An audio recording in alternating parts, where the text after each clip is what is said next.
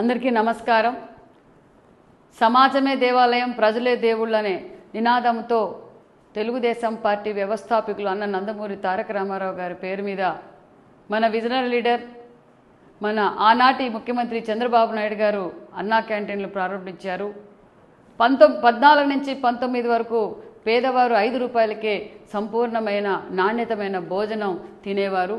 19లో నా బీసీలు, నా ఎస్సీలు, నా ఎస్టీలు అని చెప్పి బడుగు బడిగిన వర్గాలతో ఓటేయించుకొని అధికారంలోకి వచ్చిన తర్వాత జగన్మోహన్ రెడ్డి గారు అన్నా క్యాంటీన్లన్నీ తొలగించి పేదవారి ఆకలిని కొట్టిన ముఖ్యమంత్రి ఎవరంటే జగన్మోహన్ రెడ్డి గారు అనే చెప్పాలి.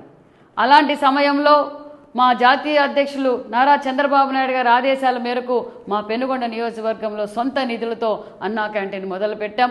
ఆనాటిలో కూడా ఆనాటి వైసీపీ నాయకులు అన్నా క్యాంటీన్లు జరగకూడదని రాష్ట్ర వ్యాప్తంగా కొన్ని బెదిరింపులు, ఎన్ని గొడవలు చేసినా అవన్నీ తట్టుకొని అక్కడ స్థానికంగా ఉండే నాయకులు, ప్రజలు, మా స్టాఫ్ అందరూ సహకరించి ఈనాటికి 400 రోజులు పూర్తి చేసినందుకు కూడా వారందరికీ ప్రత్యేకమైన ధన్యవాదాలు కూడా తెలియజేస్తున్నాం.